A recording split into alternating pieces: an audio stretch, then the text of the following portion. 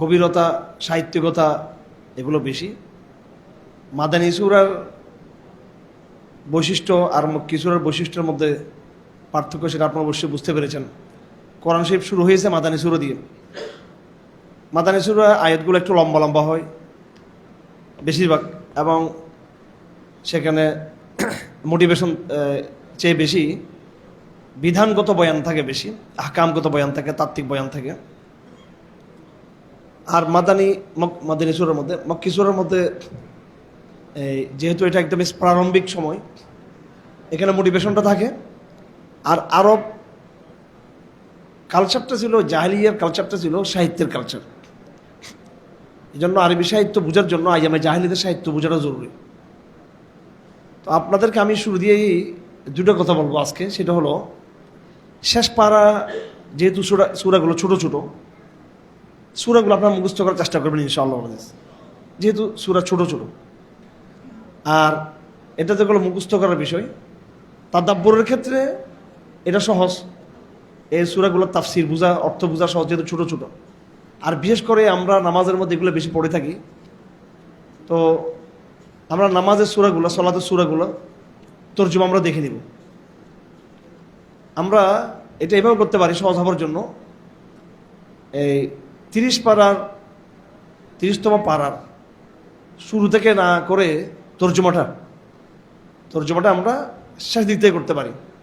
সূরা ফালাকের তর্জমাটা শিখে নেওয়া, সূরা নাস, সূরা ইখলাস, এইভাবে যদি 15-20-30টা সূরার তর্জমা যদি আমাদের জানা হয়ে যায়, এবং এগুলো সহজ যেহেতু ছোট ছোট সূরা, তখন আপনি নামাজের মধ্যে, সলাতের মধ্যে অর্থ বুঝার একটা যে স্বাদ, মজা, এটা পাবেন। কোরআন নামাজের মধ্যে কোরআন বুঝে বুঝে নামাজ পড়া আর কোরআন না বুঝে নামাজ পড়ার মধ্যে অনেক বেশ কম। আজকে আমার যে মেসেজটা থাকবে, এখানে খুব বেশি বিধানগত আলাপ নাই। বেশিরভাগ আয়াতগুলো সাহিত্যপূর্ণ আয়াত, বালাগাত বলা হয় এটাকে। আরবি সাহিত্যের 3টা স্তর আছে। এটা আরবি সাহিত্য না, সব সাহিত্যের মধ্যে। একটা হলো শব্দ সংক্রান্ত ব্যাকরণ, আরেকটা হলো বাক্য সংক্রান্ত ব্যাকরণ, আরেকটা হলো বাক্যের উপরে অলংকার, বাক্যটাকে সাহিত্য দিয়ে এটাকে সাজিয়ে বলা। মসজিদ একটা শব্দ, মসজিদে আমি নামাজ পড়েছি, এটা একটা বাক্য। মসজিদে আমি মহান রবের সান্নিধ্যে তার পরশে আমি সময় কাটিয়েছি, এটা একটু সাহিত্য মিশ্রিত হলো এটা। তো মক্কি সূরাগুলোর মধ্যে শব্দগত বিষয়তা আছে, বাক্যগত বিষয়তা আছে। বাড়তি যেটা আছে সেটা হচ্ছে এটার মধ্যে সাহিত্য আছে, এজাজ আছে। প্রথম যেটা চ্যালেঞ্জ ছিল কাফেরদের পক্ষ থেকে, ভাষার দিক থেকে, যে কোরআনের ভাষার সাহিত্যমান, বালাগতের মানটা কতটুকু। এই জন্য কোরআন শুধু এখানে আমাদেরকে মোটিভেশন শুধু করেন নাই, আমার কথা একটু বুঝার চেষ্টা করবেন আপনারা। কোরআন শুধু আমাদেরকে আয়াতগুলি দিয়ে শুধু মোটিভেশন করে নেই, পক্ষান্তরের সাথে সাথে কোরাইশের সাহিত্যিকদেরকে চ্যালেঞ্জ করেছে। আম্মা ইয়াতাসাআলুনা আনিন নাবাইল আযীম আল্লাযী হুম ফীহি মুখতালিফুন কাল্লা সায়ালামুন সুম্মা কাল্লা সায়ালামুন। কথার স্টাইলটা দেখেন আপনি। এটা শুধু এটা মোটিভেশন না, এটার মধ্যে একটা চ্যালেঞ্জ আছে। যে চ্যালেঞ্জটা হচ্ছে সাহিত্যিক চ্যালেঞ্জ। কোরআন কারীমের যে মুআজিজা, এই মুআজিজা, এটা নিয়ে অনেক বিতর্ক আছে। এটা কি শব্দগত মুআজিজা, সাহিত্যের মুআজিজা, নাকি তার অর্থের মধ্যে মুআজিজা? সিদ্ধান্ত হচ্ছে এটা সামগ্রিক মুআজিজা কোরআন। এটা তো আমাদের জন্য বড় সুবিধা হলো, যেহেতু সূরাগুলো যেহেতু ছোট ছোট, আমরা সূরাগুলো আমরা তর্জমা সহ দেখার চেষ্টা করব। তা আমার প্রস্তাব হচ্ছে, আমরা যদি পিছন থেকে যদি তর্জমাগুলো শিখি, চেষ্টাগুলো কিন্তু উপায় হয়, চেষ্টাগুলো উপায় হয়। আজকে রোজা 29টা, আর আগামীকালকেও আপনাদের বাড়ি যাওয়ার খুব সুসংবাদ নাই, ঠিক আছে? সৌদি আরবের মতো চাঁদ উঠে নেই। হ্যাঁ, তো এটা আলহামদুলিল্লাহ, মাস একজন আলহামদুলিল্লাহ বলছে। তা আরও একদিন সময় পেলেন, এবং শেষ দিনটা আমাদের জুমাবার হবে আলহামদুলিল্লাহ, শেষ জুমা। তো আমি শেষ দিনটা বা কালকের দিনটা মিনিমাম আপনাদেরকে 10টা থেকে 15টা সূরা তর্জমা সহ শিখে দেবো ইনশাআল্লাহ। আমরা একদিন মেহনত করবো শুধু কোরআন নিয়ে। আমরা এখান থেকে যাওয়ার পরে প্রত্যেকটা নফল নামাজের মধ্যে যেন এই সূরাগুলোর যেন কি থাকে, শব্দ সব বোঝার জন্য আমরা আমাদের যেন সুযোগ হয়ে থাকে। সূরা নাবা, সূরা নাবা দিয়ে শুরু। আল্লাহ পাক বলেন, আউযু বিল্লাহি মিনাশ শাইতানির রাজিম, বিসমিল্লাহির রহমানির রহিম।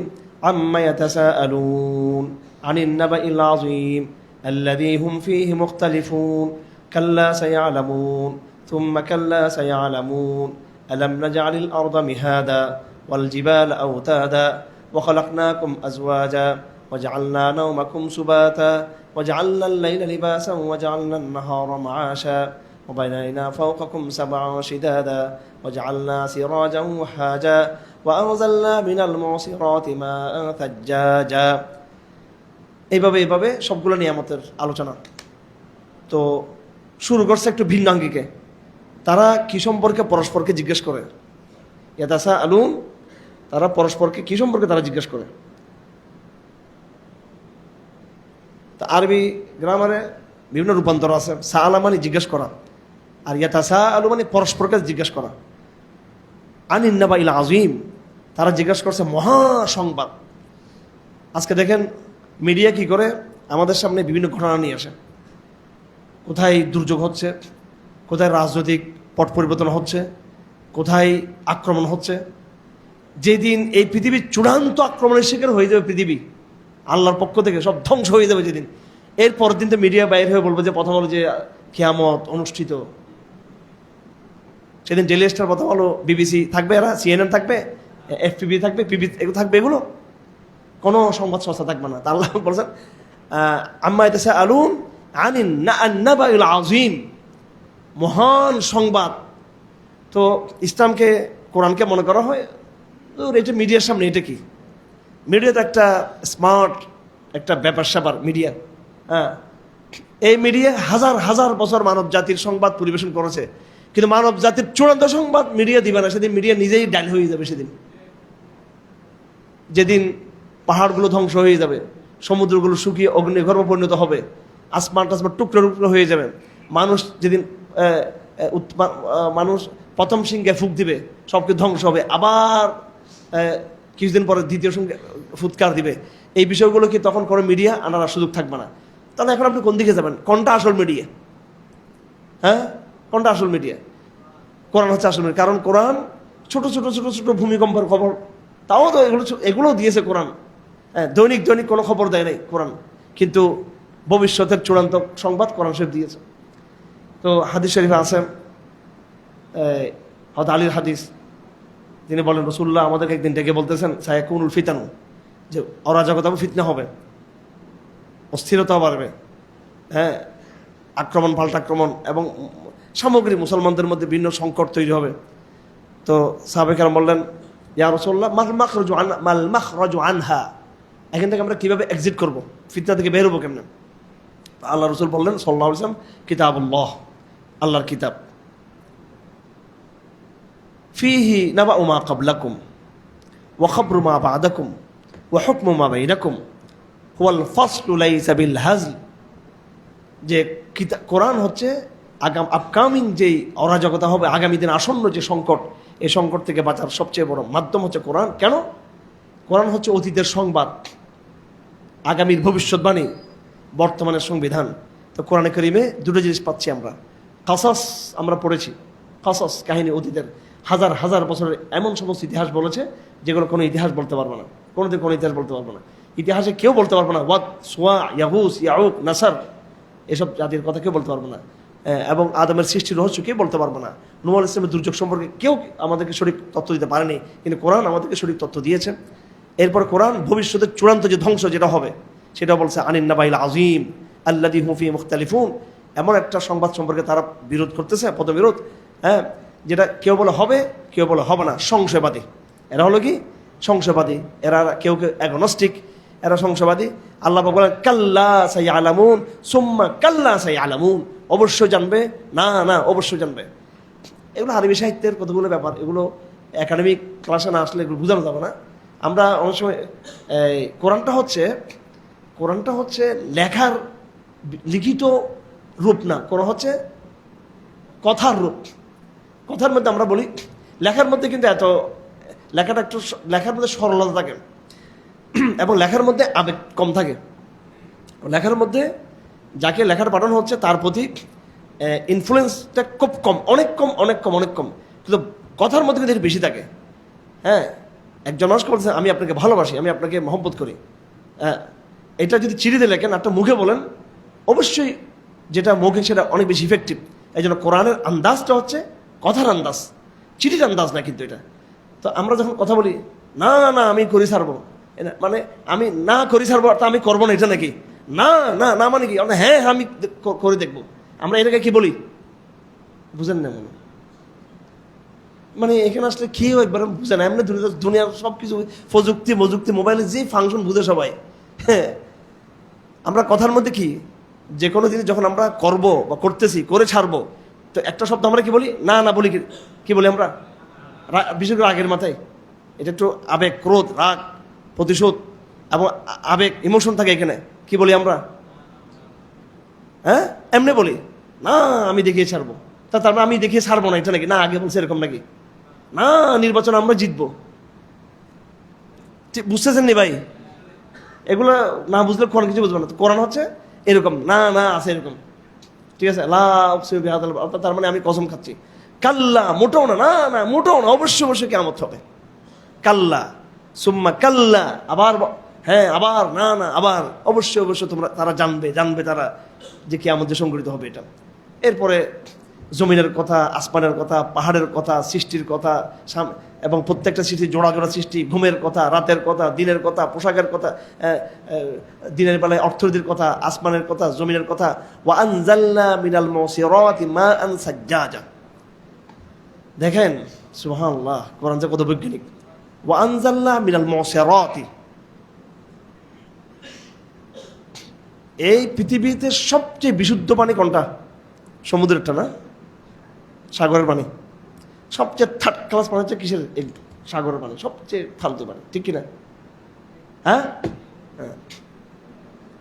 কারণ সাগরের নিচে তো জাহান্নাম, জানেন এটা? সাগরের নিচে কি জাহান্নাম। ইন্না তাহতাল বাহরে নার, সমুদ্রের নিচে কি আছে? আগুন। এটা বিজ্ঞানে, এটা তো উপর দিয়ে আমরা পানি দেখতেছি, ভিতরে তো কয়লার আগুনের অগ্নিকুণ্ড ভিতরে, ঠিক কিনা? হ্যাঁ হ্যাঁ, অবশ্যই গভীরে গভীরে যখন যাবেন, কারণ তো একটা তলে গিয়ে তো কি পানি শেষ ওখানে, এরপরে কি মাটির এরপরে কি এরপরে কি এরপরে কি এরপরে কি, এটা বিরাট বিরাট এখানে ফাংশনগুলো আছে, এখানে অগ্নির উপাদানগুলো সেখানে আছে সমুদ্রের মধ্যে। এটা হাদিস এবং এটা বিজ্ঞান দ্বারা অ্যাবসলিউট এটা প্রমাণিত। এটা সমুদ্রের তলদেশে আমাদের একজন বড় আপন মানুষ শহীদ হয়েছেন। উনি আবার শহীদ বলতে আপনার আবার আদর্শিক ভেবে মানে একটা ব্যবসায়ী মানুষ ছিল, আমার বাবার বন্ধু ছিল। ওনারা এখানে আসছিলেন, এখানে একজন ওনার ছেলে এবং ওনার নাতি, ওই যে টাইটানিক না কি একটা, ফাইটানিক কি একটা আছে, ওইটা সাবমেরিন দিয়ে এটা দেখতে যায় অনেক, একবার সমুদ্র কত মিটার যাইতে হয়। তো ওইটা ওখানে ফাংশন করে না, ওরা সবাই শহীদ মারা গেছে ওখানে। এবং তাদের সাথে আমাদের একটা পারিবারিক সম্পর্ক ছিল, টাকার জোরে গেছে আর কি, এখানে টাকার জোরে। ওই ঘটনার পর আমি যখন মালদ্বীপ গেছি, আমার ভাইরা নিয়ে গেছে সাবমেরিন, বলে ইয়ে করার জন্য। এটা ছোট গরিব সাবমেরিন, এটা মালদ্বীপেরটা না, আমরা তো গরিব। ওইটা হচ্ছে আমার বাবার বন্ধু যারা, ওরা ছিল লন্ডনে থাকে, এরা অনেক ভিএভি, এরা কত লাখ লাখ ডলার দিয়ে ওরা গেছে।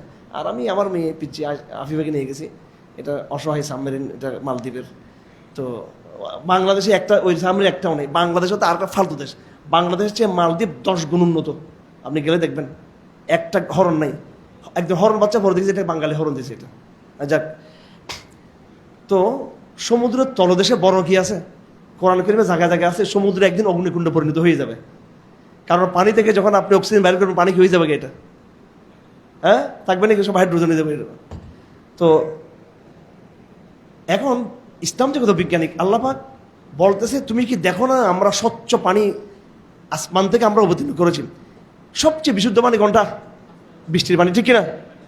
নাকি ঝর্ণার পানি? ঝর্ণার পানির মধ্যে কিন্তু জীবাণু থাকে, কিন্তু ঝর্ণার পানি নদীর পানির চেয়ে অনেক ভালো।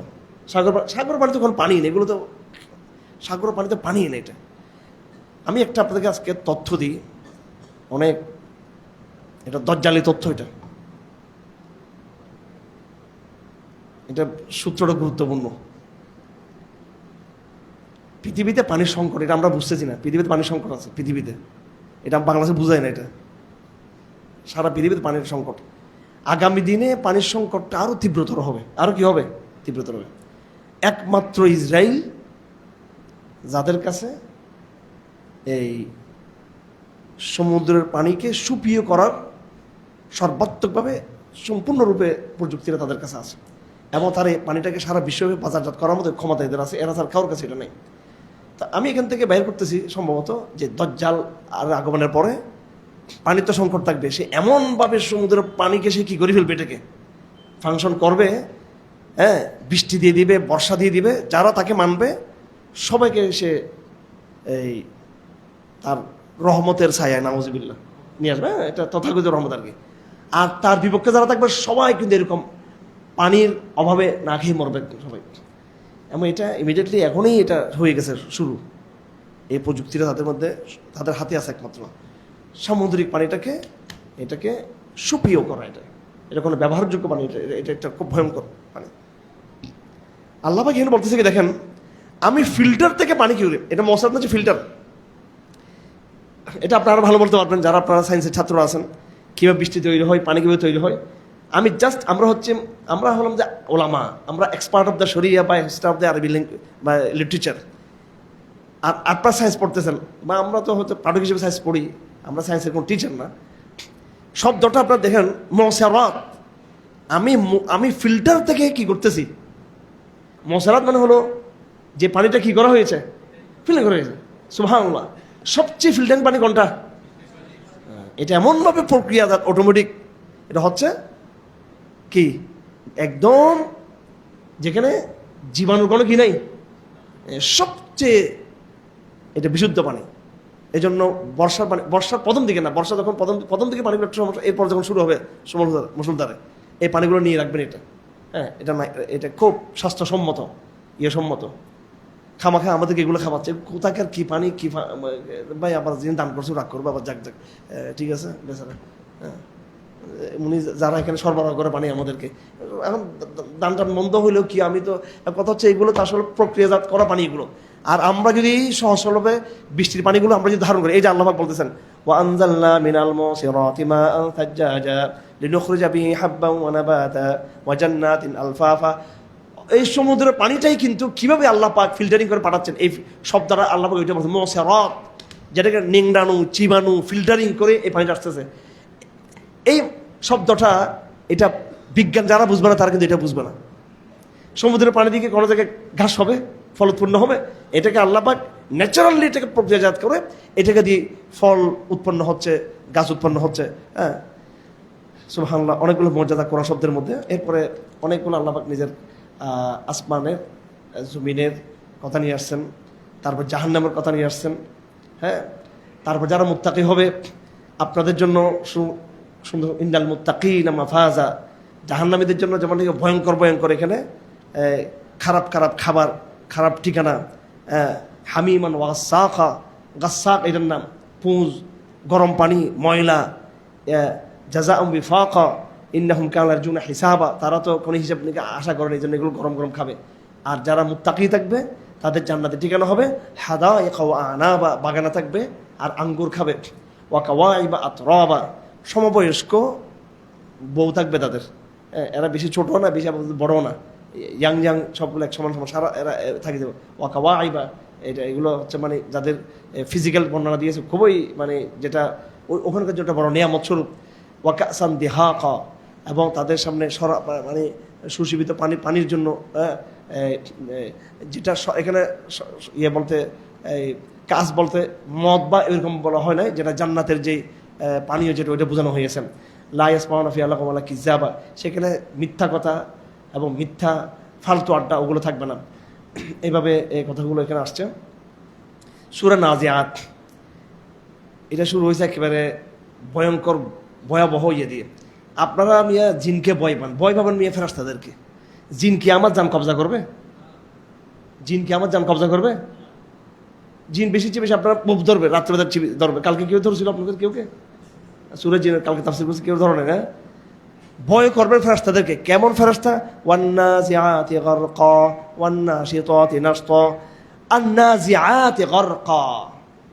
এগুলা শব্দটা হচ্ছে, এগুলো আরবি গ্রামাটিক্যাল শব্দ আর কি, আরবি গ্রামার বিষয়, স্ত্রীলিঙ্গ শব্দ। তো ফেরেশতা কি স্ত্রী নাকি? এটা হচ্ছে সিফত, গুণবাচক। অর্থাৎ যারা আলেম তারা বুঝে নেবেন, সিগতু সিফাতিন গলাবাত আলাইহি ইসমিয়াতু, এটা সিফতের সিগা, গুণের সিগা, কিন্তু এটা ফেরেশতার সত্তাকে বোঝানো হয়েছে।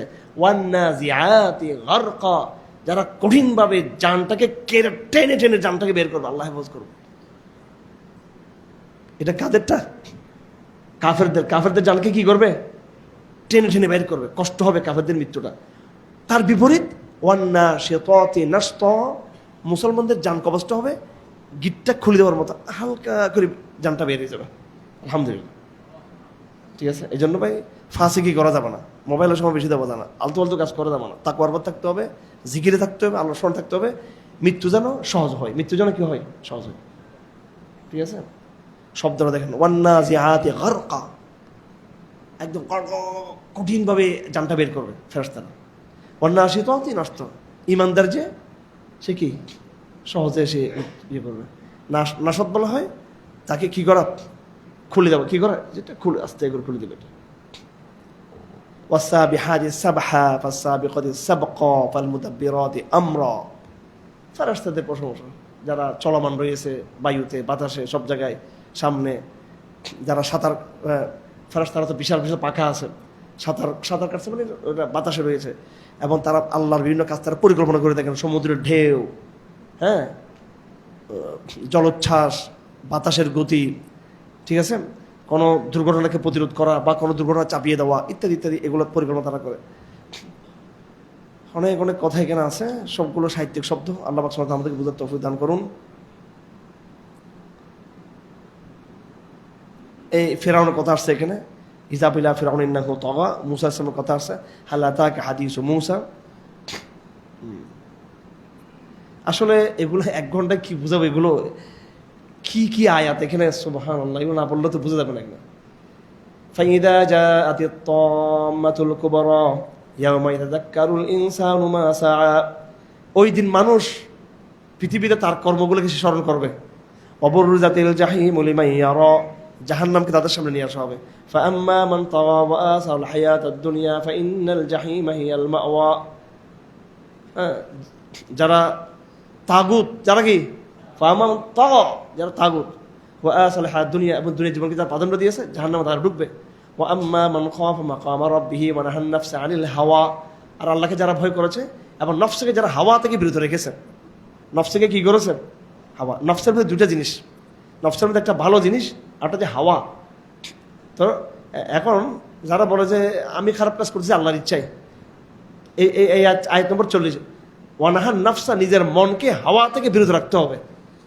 তো ফাইনাল জান্নাত হিয়াল মাওয়া, তারা জান্নাত তারা প্রবেশ করবে। হাওয়া আল্লাহ পাক দিয়েছেন, আমার অন্তরে কি দিয়েছেন? আল্লাহ পাক হাওয়াও দিয়েছেন, আবার তার বিপরীতে আল্লাহ পাক আমাকে রেজাও দিয়েছেন, আমলের শৌকও দিয়েছেন, ঠিক আছে, এটা ইমানও দিয়েছেন আমাদেরকে, দুইটাই। আমার শাস্তিটা কেন হবে? আলটিমেটলি আমাদের শাস্তি হবে কেন? আল্লাহর হুকুমতে হয়েছে।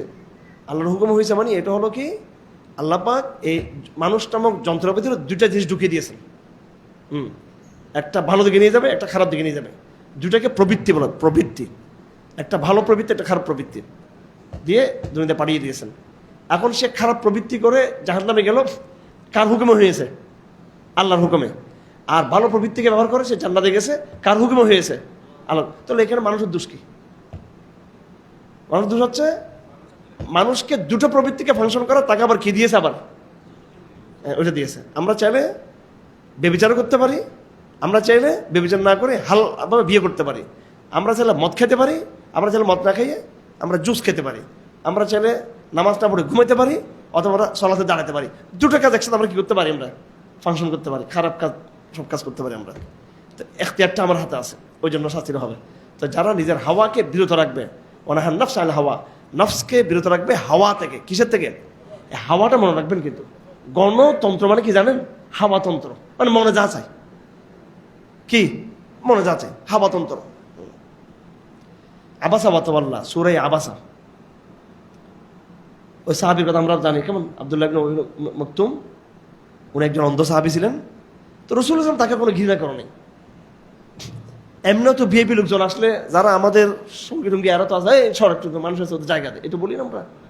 তো ভিআইপি লোকটা আসছে, ওই বুড়া ওই আদা ওখানে রাসূলুল্লাহকে তাকে একটু তাওয়াজ্জু কম দিছে। কেমন আল্লাহ বলছে তোর প্রটোকল কিসের প্রটোকল? প্রটোকল গরিবদের জন্য। প্রটোকল কাদের জন্য? গরিবদের জন্য, অসহায়দের জন্য প্রটোকল। আমরা প্রটোকল মেনটেন করতে গিয়ে, আমরা বড়দেরকে ভিআইপিদেরকে আমরা সম্মান করতে গিয়ে অসহায়দেরকে আমরা কি করি? হ্যাঁ, ইয়ে করি। ঠিক আছে, আমাদের এটা কোনো এরকম খানখানা যেখানে ধনীদেরকে নিয়ে আমরা করি, আমরা হিসাব করি ধনী গরিব সব এখানে, বড় ধনী আমার পর রাখবে সে এখানে। এবং সব ধনীদের অভিযোগ হলো যে আমি নাকি একটু পাত্রটা কম দিই ধনীদেরকে। ঠিক আছে, এটা ধনীরা আমার পছন্দ কম করে জুমার দিন রাগ করে চলে যায়, বলে আশেপাশে সব ইয়াং লোকজন থাকে এখানে, ফলাফান থেকে আমরা ইয়ে করতে পারি না, বড় কোটিপতিরা লাখপতিরা এরা চলে যায়, বলে জুমার দিন আসছিলাম কিন্তু দেখা করতে পারি না, খালি এখানে ইয়ে থাকে। তো ভাই রাসূলুল্লাহর দরবার যেমন আমাদের সঙ্গে চলতে হবে। আর মাশাআল্লাহ আর একটা বিষয় এখানে, এটা ধান্দা, ইসলামিক ধান্দা একটা আছে আবার। আপনি খানকা একটা দিয়ে দিবেন, বড় লোক কারা কারা আছে এখানে দেখে দেখে ওদেরকে ইফতারিতে রাখবেন, এদেরকে সেহরিতে সময় রাখবেন, স্পেশাল রুমের সময় দিবেন, একটু নসিহত করে দিবেন, এদেরকে ফজিলত বলি, এদেরকে গাড়িটা আস্তে করে ভাগা দিবেন, তার থেকে দান করে দিবে আপনার গাড়ি দিয়ে দেবে আপনাকে। বস গাড়ি পেয়ে গেছেন জানেন, তারপরে ওমরার টিকিট নিয়ে নেবেন তার থেকে, হজের ইয়ে নিয়ে নেবেন তার থেকে, আস্তে আস্তে করতে করতে ফ্ল্যাট নিয়ে নেবেন তার থেকে। ঠিক আছে, তো আল্লাহ পাক সুবহানাহু ওয়া তাআলা এরকম এই সমস্ত আধ্যাত্মিক ভণ্ডামি, এগুলো হচ্ছে কি ভণ্ডামি? আধ্যাত্মিক ভণ্ডামি। এটা আমি বলতেছি একবার, এটা সচেতনভাবে কথা বলতেছি আমি। অডিয়েন্স হবে আবাসা ওয়া তাওয়াল্লা আন জাআহুল আ'মা ওয়া মা ইউদরিকা লাআল্লাহু ইয়াযাক্কা আও ইয়াযাক্কারু ফাতানফা'হু যিকরা আম্মা মান ইসতাগনা ফাআনতা লাহু তাসাদ্দা। যারা গণী, যারা ধনী, যারা বেনিয়া, যারা কোনো শিখতে আসে নাই, এখানে এমনি আসছে ইয়ে করার জন্য, তুমি তাদেরকে গুরুত্ব দিচ্ছ।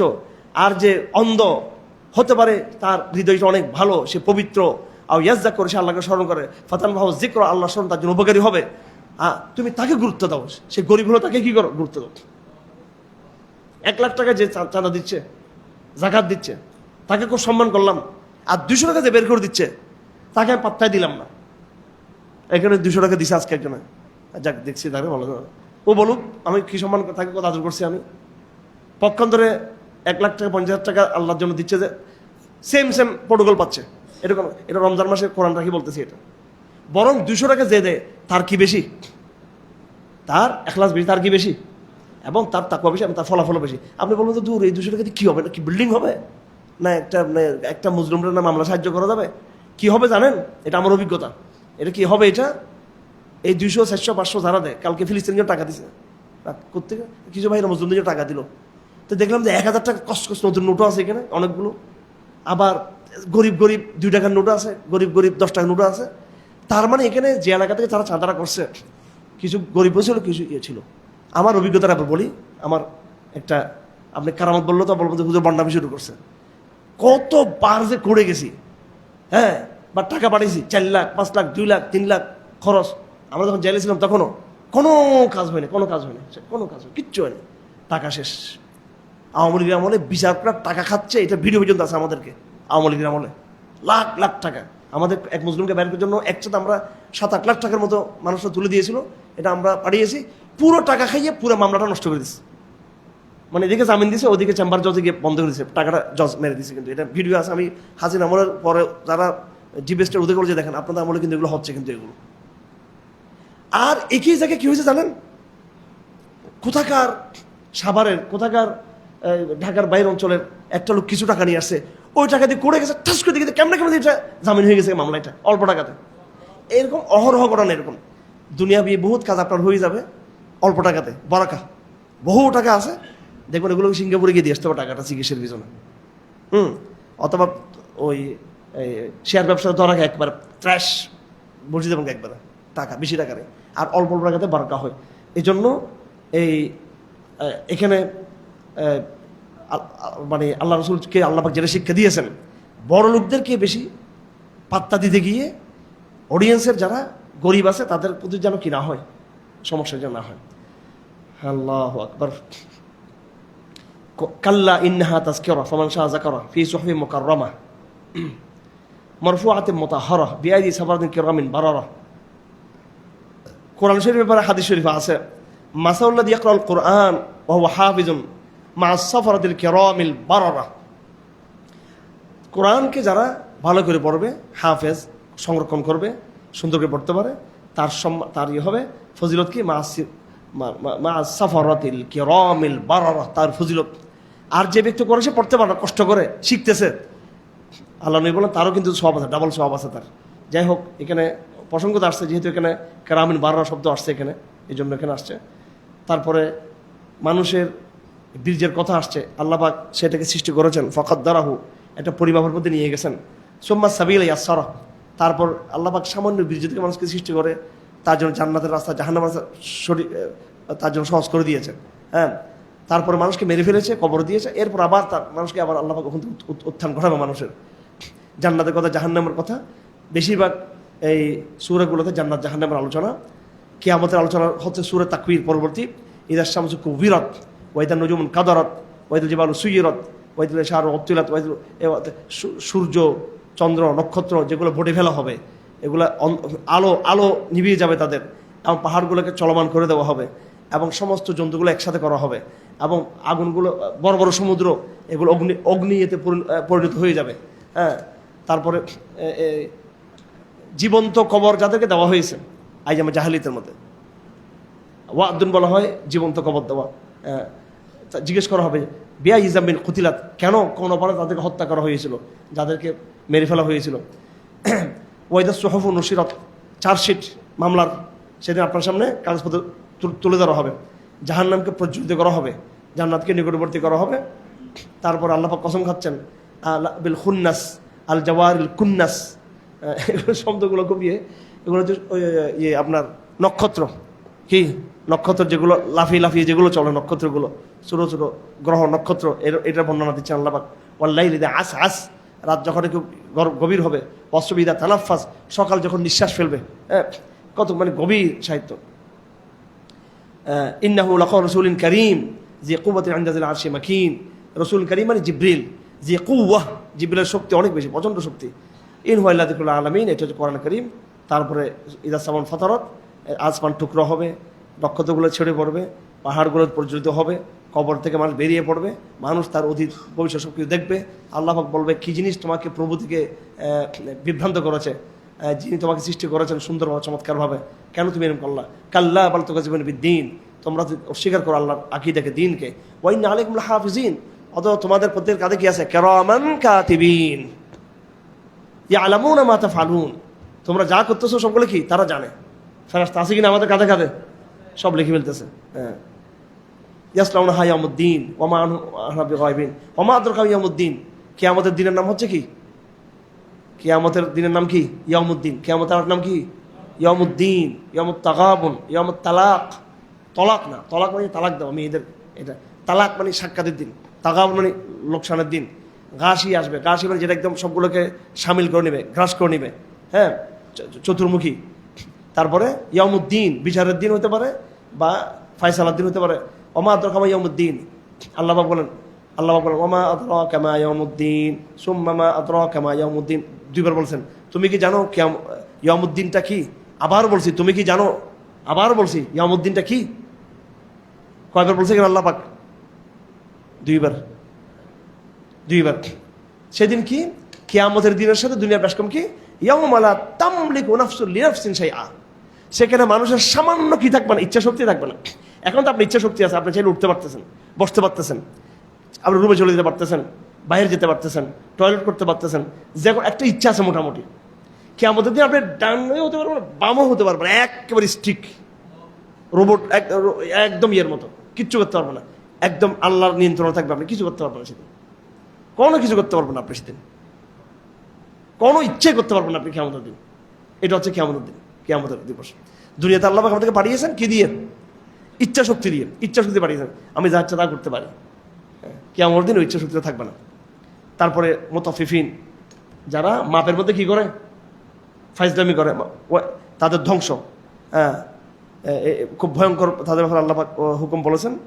এর বাবা জাহান্নামের কথা, জান্নাতের কথা ইত্যাদি আল্লাহ পাক বলেছেন। এই সূরা মুতাফফিফির মধ্যে আল্লাহ পাকের দেখার কথা, কাল্লা ইন্নাহুম আর রাব্বিহিম ইয়াওমাইদিন লামাহজুবুন, কাফেররা কিয়ামতের দিন আল্লাহকে দেখবে না।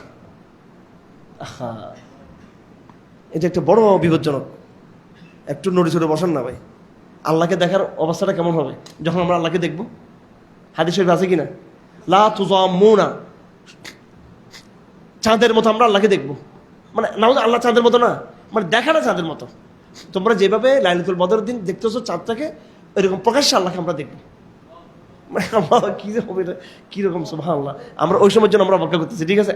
এই জন্য আমরা মৃত্যুবরণ করবো আমরা, নাকি? আমরা এই যে একটা, আমি ওর কালকে বলছি না, মৃত্যুকে একটা মোটিভেশন হওয়া দরকার আমাদের। মৃত্যুটাকে দেখেন, আমাদের বর্তমান আধুনিক সভ্যতার সাথে আমাদের অনেক ভেজাল আছে কিন্তু, ঠিক আছে?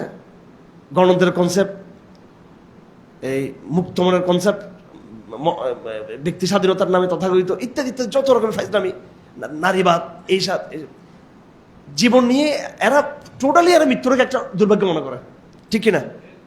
মানে মৃত্যুটা কিন্তু আপনি দেখবেন, আপনি আপনার পুরো সিলেবাসটা পড়ে দেখেন, সব উদ্দেশ্য হচ্ছে দুনিয়া দুনিয়া দুনিয়া, comfort comfort comfort comfort comfort comfort, জীবন জীবন জীবন জীবন জীবন জীবন জীবন জীবন জীবন, মরিতে চাহি না সুন্দর, মরিতে চাহি না সুন্দর।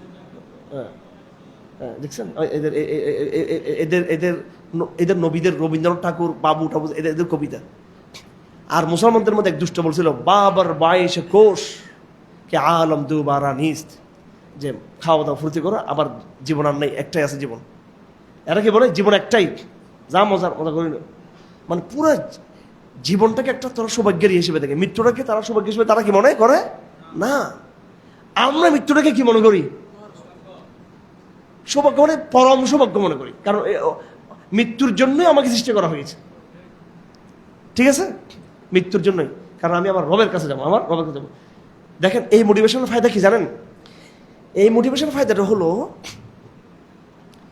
আপনার মধ্যে আল্লাহ দেখতেছেন, আমল একটু কম আছে, আল্লাহ পাক দেখতেছেন, কিন্তু আল্লাহ দেখতেছেন, আল্লাহর একটা প্রেম আপনার ভিতরে আছে কিন্তু, যে আমল কমল কিন্তু সে একটা আমার সাথে, আমার কাছে আসতে চায়, আমাকে দেখতে চায়। তো আল্লাহ তো এমনি তো সর্বদা তারা কি করবে না ভাই, কি রু তো আগ্রহ করে আসছে আমার এখানে, কথা বুঝতেছেন? এগুলো মেন্টাল কতগুলো ব্যাপার স্যাপার আছে, এগুলো খালি আপনি খালি নামাজ পড়লেই যে খুব বেশি, নামাজ তো অবশ্যই পড়বো আমরা, আমাদের ভিতরের জায়গাটা একটু আরো ফিলিংসটাকে কি করতে হবে, একটু আরো আরো জাগ্রত করতে হবে, এটাকে জাগ্রত করতে হবে। আপনি নামাজ পড়ছেন 2 রাকাত, ফিলিংসটা কিন্তু একেবারে প্রেমময় ফিলিংস। নামাজ পড়ছেন 20 রাকাত, কিন্তু মানে এগুলো আল্লাহর কোনো, আল্লাহর প্রতি কোনো ইয়ে নেই আপনার, কোনো মানে আল্লাহ যে দেখতেছে এটা কোনো ইহসান যেটাকে বলে, এটা নাই আপনার। এগুলো এই নামাজগুলো কোনো ওজন নেই এগুলোর। তো এখানে আমরা যেটা আসলে আল্লাহর রাজামন্দিরে পেতে পারি, বা আমরা আখিরাত থেকে যে বিজয় করতে পারি, বিজয় বলা ঠিক না, মানে আখিরাতে আমরা সৌভাগ্যবান হতে পারি, এটা যতটা আমার ফিজিক্যাল অ্যাকশন, স্পিরিচুয়াল অ্যাকশন, তার চেয়ে বেশি এটা আমার সাইকোলজিক ফিলিংসটা, যে আল্লাহ আমি তো ভালোবাসি তোমাকে, আমি তো আসলে আসতে চাই আপনার কাছে, আমি আমি আমি মৃত্যুও চাই, আমি মরতে চাই, শহীদ হতে চাই, আমি যখনই মরবো তখন আমি তোমার কাছে যেতে চাই।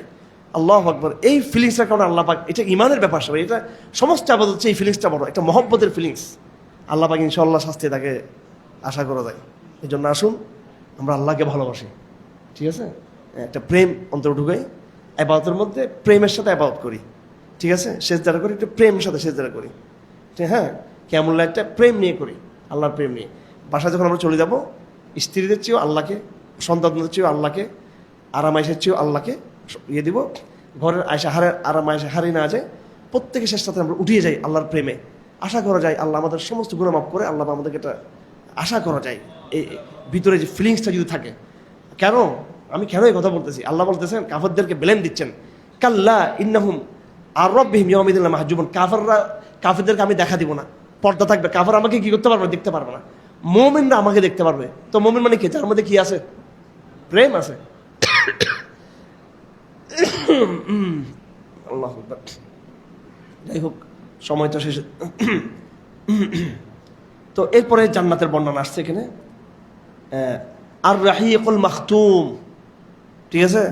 সিরাতের কিতাব আসেনি, এটা কিন্তু এখান থেকে নিয়েছে কিন্তু। হ্যাঁ, খেতামুহু মিস্ক, ওফি যালিকা ফালিয়াতানাফাসিল মুতানাফিসুন মিজাজু মিন তাসনিম, পানি, সুরভিত পানি, হ্যাঁ, তারপরে এই চশমা, ঝর্ণার পানি, আইনান ইয়াশরাবুল মুকাররাবুন, যারা মুত্তাকিদের, যারা আরো বেশি নিকটবর্তী হবে। এরপর আল্লাহ পাক বলতেছেন, দেখো ইন্নাল্লাযীনা আজরামু কানু মিনাল্লাযীনা আমানু ইয়াযহাকুন, দুনিয়াতে কাফেররা ইমানদারদেরকে দেখে দেখে কি করতো? হাসতো। কি করতো? টিটকারি মাত্র হাসতো। ওয়াইজা আমার রবি মেদাকা মাজুন, পাশ দিয়ে গেলে তাদেরকে একটু এটাকে কি বলে, টিট টিট করে, কি করতো? তাদেরকে টিট করতো, তাদেরকে ইয়াদাকা মাজুন, ইঙ্গিত দিয়ে কথা বলতো। ওয়াইদান কালাবু ইলা আহলিহিম কালাবু ফাকিহিন, হ্যাঁ। তারপর যখন ঘরে যেত, ঘরে যাওয়ার সময় খুব কমফোর্ট দিয়ে ঘরে ঢুকতো। আজকে লাথি মারি আসছি ওইটারে, জঙ্গি ফিরে আসছি আজকে, হ্যাঁ, বুঝছেন? জঙ্গিবাদ দমন করে মেরে মেরে কি করতে পারে? ওরে ভাই, আমি যখন প্রথম গ্রেপ্তার হই, এগুলো এখন কোথায় কোথায় আছে, এগুলো সব অনেকের খোঁজখবর আছে। 2008 সালে, হ্যাঁ, এরা আমাদের ধরে এখান থেকে নিয়ে ঢাকা যাচ্ছে। প্রথম ঢাকার ডিবির ওই ইয়ের বাহিনী আর কি, আরে ভাই, পুলিশের আইজিবির নিচে এসবির যে প্রধান ছিল, বাপরে বাপ, আপনি মনে ইয়া খাইছেন। আল্লাহ আমাকে আমার স্বপ্ন দেখাই দিচ্ছে যে মরিজে আমার ধরবে এটা। আমি দেখি যে এসে গরিব একটা, তার বউ সহ গরিব শাড়ি ইয়ে পরে একদম ইয়ে, তারপরে স্বপ্ন তো উল্টা হয় একটু, উল্টা কিছু একটা, ওর এর কয়েকদিন পরে ধরা পড়ছে আমি। ঠিক আছে, এই আমাকে নিয়ে যে কুমিল্লা গিয়ে নামছে এরা, বুঝছেন, 30-40 কেজি কি কিনছে এরা, হ্যাঁ, 30 থেকে 40 কেজি হবে কি রসমালাই কিনছে। রসমালাই কোথায় কিনছে জানেন? তাও নর্মাল দোকান থেকে না, বলছে যেটা অরিজিনাল কারখানা কোথায়, গ্রামে ঢুকে কিনে তারপর ঢুকছে। মানে আমার পাইছে একটা জঙ্গি ধরছে, বিরাট মিষ্টি। ঠিক আছে, যাক, মিষ্টি ওই আখেরাতে বাইরের আল্লাহ বলতেছে এগুলো। তো এই যে বলতেছে, যারা যখন ঘরে যখন যায়, অফিসে যখন যায়, ইনকালাবু ফাকিহিন, খাও, বোর জন্য নিয়ে আসে। জঙ্গিদের থেকে চাঁদাবাজি করে টাকাটা নিয়ে কারে দেয়? বোর জন্য 40,000 টাকা দিয়ে কিনে আসে, 3 পিস কিনে আসে। আর চাঁদাবাজি করছে ভিকটিমের আত্মীয় থেকে, কি করছে? ভিকটিমের আত্মীয় থেকে চাঁদাবাজি করে টাকাটা নিয়ে ওর বোর জন্য ঈদের কি করতেছে? মার্কেটিং করতেছে। হ্যাঁ, এগুলো অহরহ অহরহ অহরহ অহরহ এগুলো আমরা দেখছি। এগুলো আমরা আশা করি এগুলো বন্ধ হবে, এগুলো আশা করি বন্ধ করতে হবে। এগুলো এই কালচার চলতে দেবো না, দেওয়া যাবে না। তো তো বলতেছেন দুনিয়াতে তারা এইভাবে জীবন যাপন করে, তিরস্কার করা, জুলুম করা, হকপন্থীদেরকে কষ্ট দেওয়া, এবং নিজের ঘরে অফিসে কমফোর্ট হয়ে ফিরে যাওয়া। ফল আল্লাহ বলেন ইয়ে দৃশ্যপট পাল্টে যাবে। দৃশ্যপট কিভাবে পাল্টে যাবে? ফালিয়াউমাল্লাযীনা আমানু মিনাল কুফফারি ইয়াদহাকুন, আজকে উল্টা সে ইমানদাররাই কাফের দিকে দেখে আজকে হাসতে থাকবে। তারা আজকে উল্টাই যাবে। আলাল আরাইকি ইয়ানজুরুন, তারা বড় বড় গদিতে বসে বসে দেখবে। ঠিক আছে, সন্তোষ শর্মা, তারপরে ওর যে ইন্টেলিজেন্স আসছিল ইন্ডিয়ার, ও কোথায়?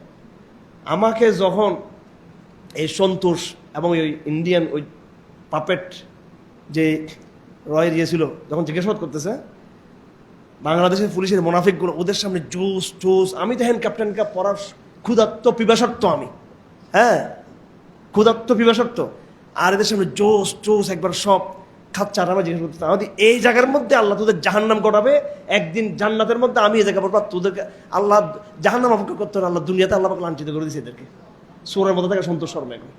ঠিক আছে, কত লোক যে সে লাগাচ্ছে তা ইয়ে করার জন্য, ইয়ে করতে। এখন সে মনে করতেছে বিএনপির কাছ থেকে সে ইয়ে পাবে এটা। ঠিক আছে, কালচার আমরা কেউ শত্রু না, আমরা আওয়ামী লীগ হোক, সন্তোষ শর্মা হোক, ভারত হোক, অমুক হোক, আমরা ক্ষমার পক্ষে, কিন্তু ফাইজদামি, গুন্ডামি, বদমাশি আগের পরিকল্পনা ছাড়তে হবে। ওগুলো না ছাড়লে আমরা আমাদের সব রাস্তা খোলা আছে, আমরা আমাদের প্রতিরোধের রাস্তা খোলা থাকবে। আমাদের আগের পথ থেকে সবাইকে বেরিয়ে আসতে হবে, আগের কালচার চলতে দেওয়া যাবে না। তো কাফেররা খুব কমফোর্ট করে দুনিয়াতে। আল্লাহ পাক এই কমফোর্টটা হচ্ছে তাদের কি ক্ষণস্থায়ী, এটা কি ক্ষণস্থায়ী। তো আল্লাহ পাক বলতেছেন যে দুনিয়াতে এই জালেমরা যেটা মজা করছে তোমাদেরকে নিয়ে, তোমরা কিন্তু আখিরাতে দিকে কি করবা? এটা কি করবা? মজা। আল্লাহ বলছেন ইয়াযহাকুন, ইমানদাররা হাসবে কাদেরকে দেখে দেখে? কাফেরদেরকে। আলাল আরাইকি ইয়ানজুরুন, গদিতে বসে বসে কাফেরদের পরিণাম দেখবে। কি দেখবে? আল্লাহ পাক সুবহানাহু ওয়া তাআলা আমাদেরকে আখিরাতে এই সম্মানের মর্যাদা রাখুন আল্লাহ পাক, এবং কাফেরদের পরিণাম দেখার তৌফিক দান করুন। সূরা ইনশিকাক, সবগুলো সাহিত্যপূর্ণ আয়াত। ইদাস সামাউ শাক্কাত, আসমান যখন দুই টুকরা হয়ে যাবে, এই জায়গার মধ্যে এই আমলনামার পাল্লা। ও আম্মা মান উতি কিতাব বিয়ামিনহি, যে ব্যক্তির ডান হাতে কি পাবে? আমলনামা পাবে, তার হিসাব হবে সংক্ষিপ্ত। ও আম্মা মান উতি কিতাব, যাকে দেওয়া হবে কি পিছনে বাম দিকে, তার আমলনামা হবে কি রে? ভয়াবহ ভয়াবহ, তার পরিণতি হবে ভয়াবহ। এরপরে আরো বিভিন্ন আয়াতগুলো এখানে রয়েছে। আমরা যাবো এখন সূরাতুল বুরুজ। ওয়াস-সামাই যাতিল বুরুজ ওয়াল ইয়াউমিল মাউউদ ওয়া শাহিদুন ওয়া মাশহুদ কুতিলা আসহাবুল উখদুদ। কুতিলা আসহাবুল উখদুদ, এই ঘটনা কারা কারা জানে? হাত তুলেন দেখি। জানেন সবাই? সুবহানাল্লাহ। আসহাবুল উখদুদ, এটা আমাদের জন্য শিক্ষণীয়। ঠিক আছে? আসহাবুল উখদুদের চরিত্রের মধ্যে কি আছে? এক নম্বর একজন বালক আছে, বালক। এটা ঠিক আছে, যে কি করছিল, যে একদিকে পাদ্রী অর্থাৎ যে আলেম ছিল, ওই সময় খ্রিস্টান জমানা ছিল, ইউসুফ জোনওয়াজ, সে ছিল ইহুদি।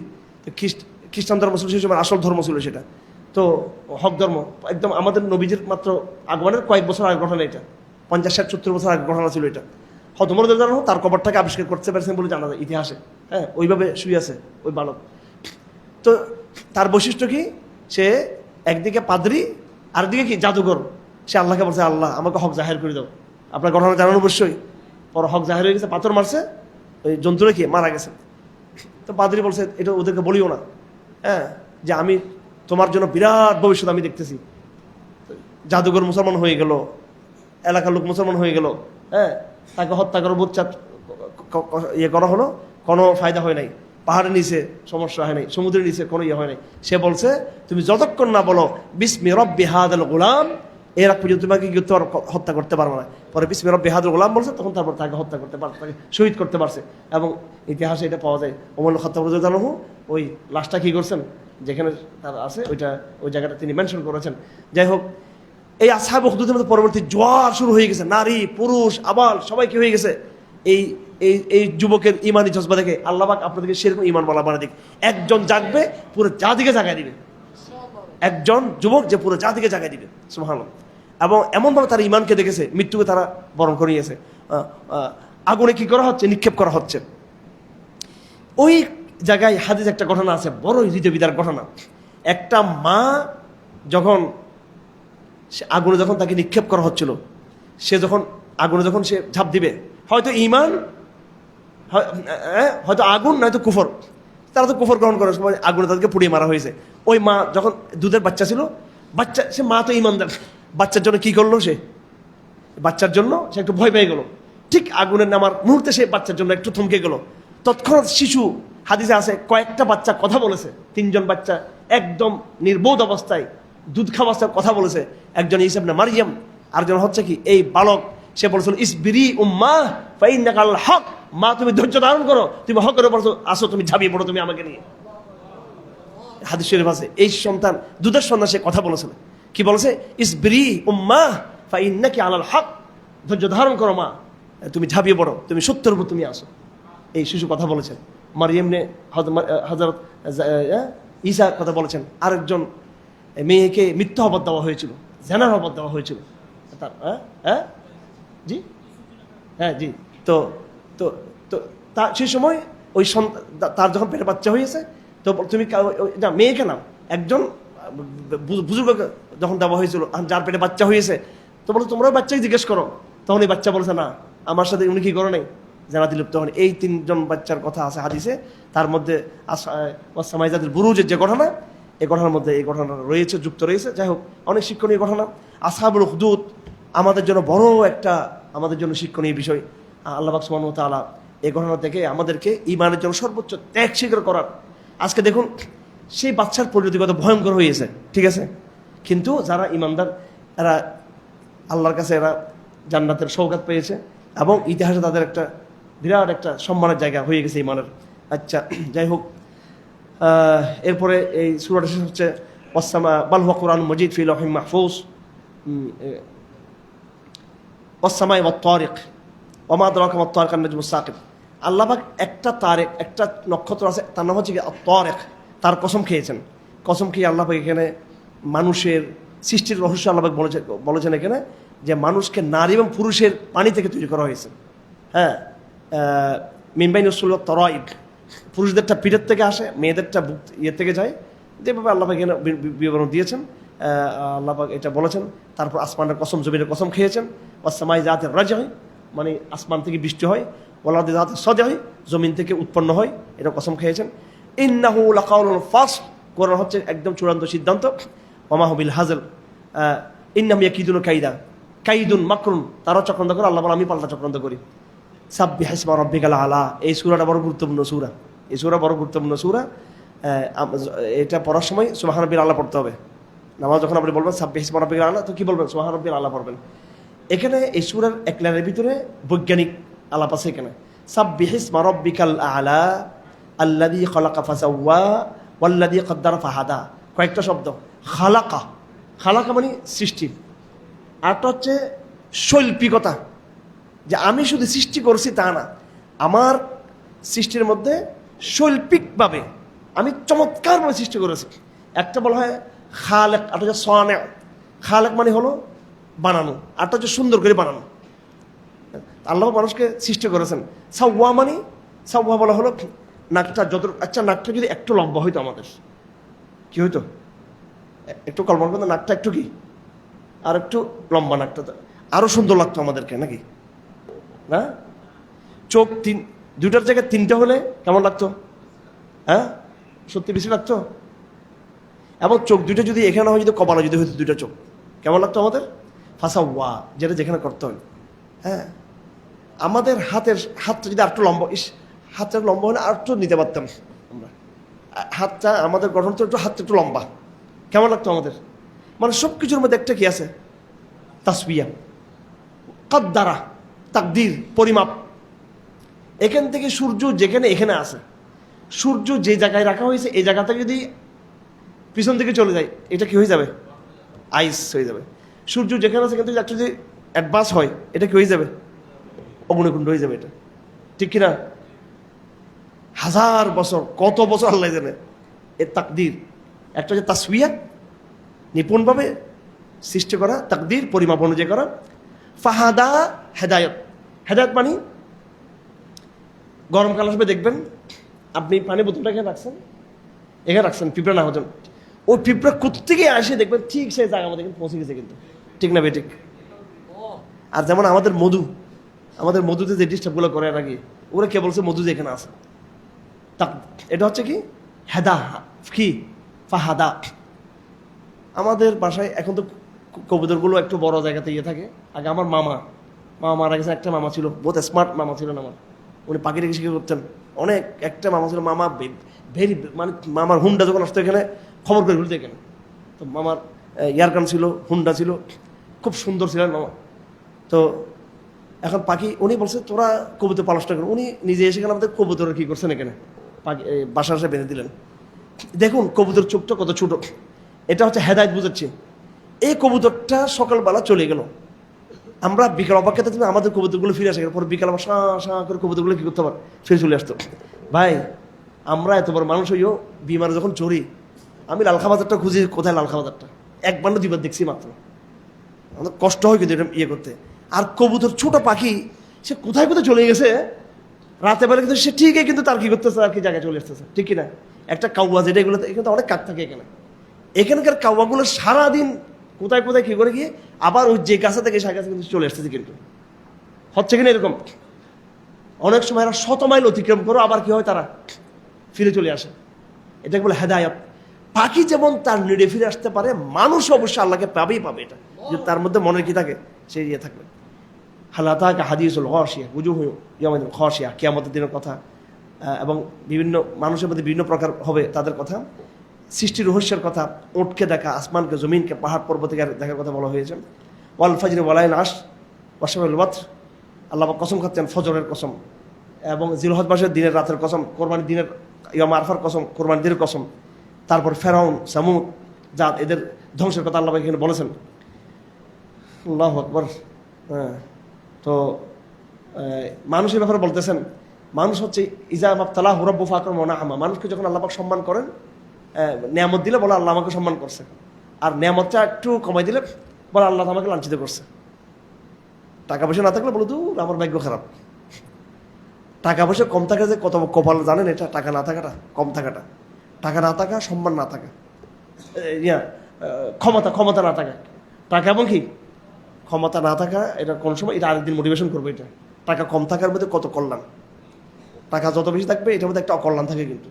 আচ্ছা, সবর করবেন, ধৈর্য ধরবেন, আল্লাহকে অভাবটা বলবেন, আর একটু হালাল দিকে চেষ্টা করবেন, একটা বারাকা নূর, একটা মনে শান্তি দিয়ে দিবেন আল্লাহ।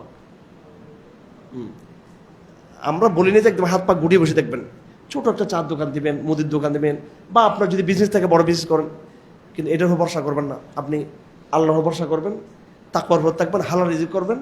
টাকা পয়সা না থাকলে হাইউতাস হয়ে যাবেন না। নিশ্চয়ই আপনাদের মধ্যে অনেকে আছেন যারা হয়তো অবশ্যই ঈদের মার্কেট করতে পারবেন, এরকম লোক এখানে আছেন। আবার এখানে এমন আছেন যারা এখানে সবাই ঈদের মার্কেটিং করাইতে পারবে, এরকম লোক আমার অডিয়েন্স আছে। ঠিক আছে, যারা আপনার জোতা কিনতে পারবেন না, আপনি সুন্দর জামা কিনতে পারবেন না, কেউ আফসোস করবেন না। কি করবেন না? কোন আফসোস করবেন না, বলবেন আলহামদুলিল্লাহ আমার টাকা নেই, এই জন্য আমি সন্তুষ্ট আছি। আমি এটার উপরে, এটার উপরে কি আছে? এই ইতমিনার উপরে আপনার আগামী জীবনের বহু কল্যাণকর ফয়সালা হবে ইনশাআল্লাহ। ধৈর্য ধরবেন, ফকর দারিদ্রের মধ্যে কি ধরবেন? ধৈর্য ধরবেন, আল্লাহকে গিয়ে একটু বলবেন, আর বাকিটা মানুষকে বলার দরকার নেই, কিছু বলার দরকার নেই মানুষকে। ভবিষ্যৎ দেখেন না, বলা আকিবাতু মুত্তাকিন, হতাশ হবে না। টাকা না থাকলে পাগল মাত্র কি হয়েছে নাই, বাস সবর ধৈর্য। তালেবানরা পৃথিবীর একটা ক্ষুধার্ত জাতি। কি জাতি? হ্যাঁ, ক্ষুধার্ত জাতি, ক্ষুধার্ত। আফগানিস্তানের খাবার ছিল না ভাই। আমেরিকা যখন মারে ওখানে 2000 সালে, কি ছিল না? ক্ষুধার্ত, খাবার নেই, আপনার খাবারই নেই ওখানে। ওরা চা খায়, চা রং চা দেখছেন, রুটি দিয়ে, শুকনো শুকনো রুটি দিয়ে চা খাইতে পারে। ক্ষুধার্ত জাতি। এই ক্ষুধার্ত জাতির আল্লাহকে আজকে পৃথিবীর কোন বিজয়ের দিকে নিয়ে যাচ্ছে দেখেন। হ্যাঁ, আচ্ছা, যাই হোক, এরপর সম্পত্তির কথা আসছে। কাল্লা বাল্লা তুকিমুল ইয়াতিম, তোমরা ইতিমদেরকে তোমরা সম্মান করো না। ওয়ালা তাহাদুনা তোমরা মিসকিন, মিসকিনদেরকে তোমরা টাকা খাওয়াও না, তোমরা পরস্পরকে তোমরা উৎসাহিত করো না। ওয়াতা কোনা তুরাস আকলা লাম্মা ওয়াতি হুব্বাল মাল হুব্বান জাম্মা, তোমরা খালি মাল মাল, টাকা টাকা, মাল মাল, টাকা, সম্পদ সম্পদ, টাকা টাকা টাকা টাকা, এই শুধু এটা করো শুধু খালি। কাল্লা ইদা দুক্কাতাল দাক্কান দাক্কা ওয়া রাব্বুকাল মালাকা সাফফান সাফফা। হ্যাঁ, তারপরে জাহান্নামকে নিয়ে আসা হবে। ইয়াকুলু, এই আযাব দেখে বলবে হায় হায় রে, কি অবস্থা আমার। আল্লাহ পাক বলেন, ইয়া আইয়াতুহান নাফসুল মুতমাইন্নাহ ইরজিই ইলা রাব্বিকি রাদিয়াতাম মারদিয়া। আল্লাহ পাক আমাদেরকে নফসে মুতমাইন্না দান করুক। হাদিসে আছে, قال الحسن اذا اراد الله عز وجل قبضها اطمأن الله, মুমিনের আলামত হলো যখন আল্লাহ পাক মুমিনের জান কবজা করার ইচ্ছা করে, সে সন্তুষ্ট হয়, আলহামদুলিল্লাহ। আমাদের নবীজি শেষ শব্দ কি ছিল মৃত্যুর সময়? আল্লাহুম্মা আল্লাহুম্মা আর রফিক আল আলা, আল্লাহুম্মা রফিক আল আলা, আমার মহান বন্ধুর কাছে আমি চলে যাচ্ছি। এটা বলেই রাসূলুল্লাহ চলে গেছেন দুনিয়া থেকে।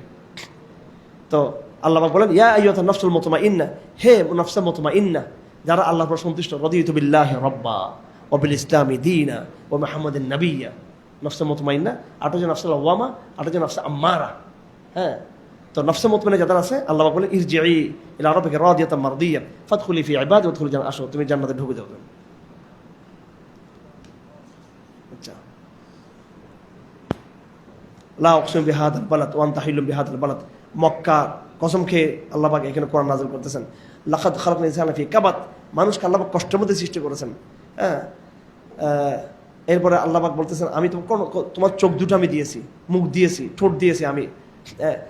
তারপরে এখানে অর্থনৈতিক কথা আসছে, ফালাক তাহামাল আকাবা ওয়ামা দরকুল আকাবা, সেই আকাবাতে প্রবেশ করেনি। আকাবা মানে ঘাটিতে প্রবেশ করেনি। তুমি কি জানো ঘাটি কাকে বলে? হ্যাঁ, ঘাটি, হ্যাঁ, মুক্তির ঘাটি। সেটা কি? তুমি যদি মুক্তির ঘাটিতে প্রবেশ করতে চাও তাহলে ফাক্কু রাকাবা, বন্দীদেরকে মুক্ত করতে হবে। কি করতে হবে? দাসদেরকে মুক্ত করতে হবে। আও ইতআমুন ফি ইয়াউমিন জি মাসগাবা, কষ্টের দিন মিসকিনদেরকে খাওয়াতে হবে। এতিমদেরকে খাওয়াতে হবে এবং পরস্পরের সবরের উপদেশ দিতে হবে, রহমতের উপদেশ দিতে হবে। আমরা ডানপন্থী হতে চাই, আমরা অশুভ সর্বসাম হতে চাই না আমরা। আল্লাহ এরপরে সূরা শামস, সূর্যের কসম, রাতের কসম, চন্দ্রের কসম খেয়ে আল্লাহ এখানে বলেছেন ওয়ানাফসি ওয়া মা সাওয়াহা ফাআলহামাহা ফুজুরাহা ওয়া তাকওয়াহা। আমি বিভিন্ন নফসকে আমি তৈরি করেছি। মন কি তৈরি করেছি আমি? মনের মধ্যে আমি এক জায়গায় তাকওয়া ঢেলে দিয়েছি, আর জায়গায় কি ঢেলে দিয়েছি? ফুজুর। দুইটা মনের মধ্যে আছে, এখন যেটাকে ইউটিলাইজ করো। সূরা লাইল, সব কসম, ওয়াল্লাইল, রাতের কসম, দিনের কসম। আল্লাহ ইন্না সাইয়াকুম লাশাত্তা। মানুষের 50টা বিভিন্ন রকম আছে। কেউ দিনে, অনেকে বলে না যে তকদিরে লেখা আছে, আমি কি করবো? তকদিরে লেখা আছে ফাম্মা মান আতাকা ওয়াত্তাকা ওয়া সাদাকা বিল হুসনা ফাসানুয়াসিরুল ইউসরা। যার মন ভালো হবে, যে দানশীল হবে, তাকওয়া থাকবে, আমি তাকে ভালোটা করার দিকে ধাবিত করবো। ওয়া আম্মা মান বাখিলা ওয়াস্তাগনা ওয়া কাযযাবা বিল হুসনা, যে বখিল হবে, কৃপণ হবে, মিথ্যায়ন করবে, আমি তাকে খারাপটার দিকে ধাবিত করবো। যার মন ভালো সে এমনি ব্যস্ত পাবে। মন ভালো হওয়ার কারণে আল্লাহ পাক তাকে ভালো কাজের তৌফিক দিয়ে দিবেন। দুইটা সূরা আছে সিরতের, ওয়াদ-দুহা ওয়াল-লাইলি ইযা সাজা মা ওয়াদ্দাকা রাব্বুকা ওয়া ক্বালা।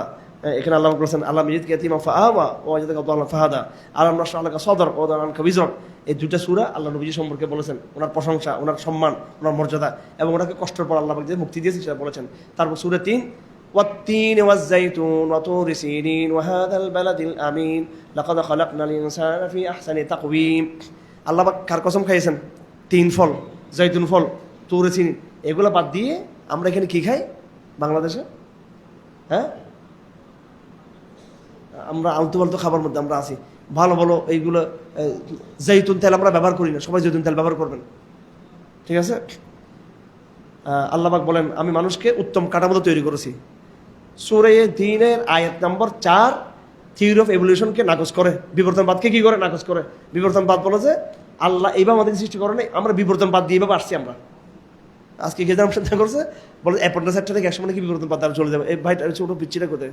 হ্যাঁ, এই বিবর্তনবাদ নিয়ে আমার সাথে কথা বলছে একটা ইয়াং একটা ছেলে, ছোটো পিচ্ছি, ঘুমাইতে গেছে। আমার যা না না শিখতে, মাশাআল্লাহ, আমি তো চাই এরা আসুক, এদেরকে ইয়ে করার জন্য। তো যে যাই হোক, তো এই অ্যাপয়েন্টমেন্ট যাবে না মানুষ থেকে, ঠিক আছে? ওর স্যার হচ্ছে বিবর্তনবাদী, আর আমার ছোটো পিচ্ছি ছেলেটা হচ্ছে কি ইমানবাদী, তৌহিদবাদী।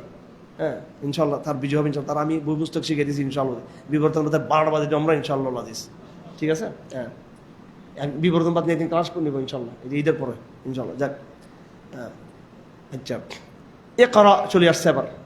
ইকরা বিসমি রাব্বিকাল লাযী খালাক, হাদিস শরীফে আছে রাসূলুল্লাহ সাল্লাল্লাহু আলাইহি ওয়াসাল্লাম প্রথম কিন্তু ওহী কিন্তু আউয়ালু মা বুদিআ বিহি রাসূলুল্লাহ সাল্লাল্লাহু আলাইহি ওয়াসাল্লাম ইকরা, স্বপ্ন। রাসূলুল্লাহ প্রথম স্বপ্ন, ডাইরেক্ট ওহী আসতো নাকি স্বপ্ন আসতো আগে? স্বপ্ন। হযরত আয়েশার হাদিস, রাসূলুল্লাহকে প্রথম বলা হয়েছে কি বলা হয়েছে? ইকরা। কি বলা হয়েছে? ইকরা। রাসূল বলেছেন মা আনা বিকারিন, আমি তো পড়তে জানি না। ইকরা বিসমি রাব্বিকাল লাযী খালাক, এটা প্রথম আয়াত। সুতরাং শিক্ষা মন্ত্রণালয়, শিক্ষা প্রজেক্ট, এটার হকদার কারা? কোরআনপন্থীরা, ঠিক আছে? সূরা আলাক ইকরা প্রমাণ করে শিক্ষার দায়িত্ব, শিক্ষার এটার উপযুক্ত একমাত্র কারা? এটা পরিচালনার একমাত্র কারা? যারা কোরআনপন্থী। যারা কি পন্থী? কোরআনপন্থী। আল্লাহ পাক এখানে আবু জাহেলের কথা নিয়ে আসছেন, কাফেরদের কথা নিয়ে আসছেন। আমি এদের চুলে ঝুড়ি ধরে আমি জাহান্নামে কি করবো? প্রবেশ করবো আমি। হ্যাঁ, তার বাহিনী আছে, আল্লাহ বলেন আমারও বাহিনী আছে, আমি এদিকে ডাকবো। তারপরে সে তার আয়াত আছে এখানে লাইলাতুল কদর, এটা একটু পরিচিত। আজকে লাইলাতুল কদর সম্ভব, ইন্না আনজালনাহু ফি লাইলাতুল কদর ওয়া মা আদরাকা মা লাইলাতুল কদর লাইলাতুল কদরি খায়রুম মিন আলফি শাহর তানাজ্জালুল মালাইকাতু ওয়ার রূহু ফিহা বিইذনি রাব্বিহিম মিন কুল্লি আমর সালামুন হিয়া হাত্তা মাতলাইল ফাজর। আচ্ছা, এখানে আবার অঙ্ক বাইর করলে আপনারা সবাই আবার বলবেন যে লাইলাতুল কদর তো 27 তারিখ, অঙ্ক দিকে লাইলাতুল কদর বাইর করা যাবে? হ্যাঁ, তো অনেকে, আমি একবার লাইলাতুল কদর গবেষণা করতে করতে দেখি যে এটা আমার নিজের গবেষণা, সূরা কদরের মধ্যে কয়টা লাইলাতুল কদর কয়বার আসছে? কয়বার? 3 বার। লাইলাতু আল কদর কয়টা বর্ণ? 9টা। 3 নং কত? এটা কি এর আগে আর কেউ জানতেন? এটা কে কে জানতো? মানে আজকে বলার আগে একজন, তিনজন। তুমি জানতে এর আগে? আমার থেকে শুনছো 4 জন, আর কেউ জানতে না 5 জন। দেখেন এই যে একটা জিনিস আমি আবিষ্কার করলাম, পর আমি দেখি যেটা লতাহুল মারুফের মধ্যে লিখছি। এটা আবার আমি অনেক বিষয় নিজের যেমন কল্পনা করছি, কল্পনা এলম পর বহু বিষয় এরকম মিলে যায় এগুলো। মাশাআল্লাহ, একটু দলিল তো পাইছি। আবার লাইলাতুল কদর 27 তারিখ, লাইলাতুল দেখি 27 তারিখ। এটা কি শরীরের দলিল? এটা শরীরের দলিল নাকি? এটা আমি বহু অঙ্ক মিলেছি, আমার অন্য অঙ্কগুলো মিলে না। আবার কিয়ামত কবে, কয় হাজার বছর, আমি বহু জায়গায় ইয়াসআলুনাকা আনিস সাআহ, আচ্ছা আলিফ সিন আইন আমি মিলে আবার দেখি এগুলো মিলাতে পারি না। আবার এমন গবেষণা চলমান আছে, আবার গবেষণা চলমান আছে, ঠিক আছে, কিন্তু এটা মিলে গেছে। কিন্তু এগুলো মিলতে পারে, বাট এটা কি নয়, শরীয়তের দলিল নয়। হ্যাঁ, এটা একটা আলামত, এটা একটা আলামত। খবরদার, শরীয়তের দলিল মানব না আমরা এটাকে। সূরা বাইয়িনা, সূরা বাইয়িনা ওই একটা শব্দ ওমা তাফাররাকা, সাম্প্রদায়িক কাফার হচ্ছে সাম্প্রদায়িক। এখানে তাদের এটা বলা হয়েছে ইজা জুলজিলাত। ইয়া আল্লাহ, এই সূরাটা আসলে আমার একবার আমি দিশার হয়ে যায়। আল্লাহ বলতেছেন কি, ফামাই ইয়ামাল মিসকাল যারাতিন খায়রান ইয়ারা, একবার ধুলি কণা সমান ভালো করলো এটা দেখানো হবে, খারাপ করলো কি হবে এটা। সুতরাং কান ধরা ছাড়া কোনো কি নেই। আস্তাগফিরুল্লাহ, আস্তাগফিরুল্লাহ ছাড়া উপায় আছে কোনো? কারণ সব তো কি হচ্ছে এগুলো, উপায় কি? আস্তাগফিরুল্লাহ। সারা রাত আজকে শেষ বেজুর, আজকে শেষ বেজুর, আল্লাহুম্মা ইন্নাকা আফুউন তুহিব্বুল আফওয়া ফাআফু আন্নি। ঠিক আছে, বলবো ওয়া মান ইয়ামাল মিসকাল যাররাতিন শাররান ইয়ারা, সব দেখানো হবে। কতবার মোবাইল দেখছি, কতবার কি করছি, কতবার গালি দিছি, কতবার চাপাবাজি করছি, কতবার মিথ্যা কথা বলছি, কত আরো যে হিসাব নাই, কত রকমের এখানে নামাজ তরক করা হয়েছে, রোজা ভাঙছি, মানুষকে কষ্ট দিয়েছি, তার নানান ফরজ ওয়াজিব সুন্নত এই সেই কত রকমের ছোট ছোট ছোট ছোট ছোট ছোট অলসতাগুলো, খারাপ কাজগুলো আমাদের হয়ে গেছে, আমাদের সবগুলো আল্লাহ পাক হিসাব রাখছেন।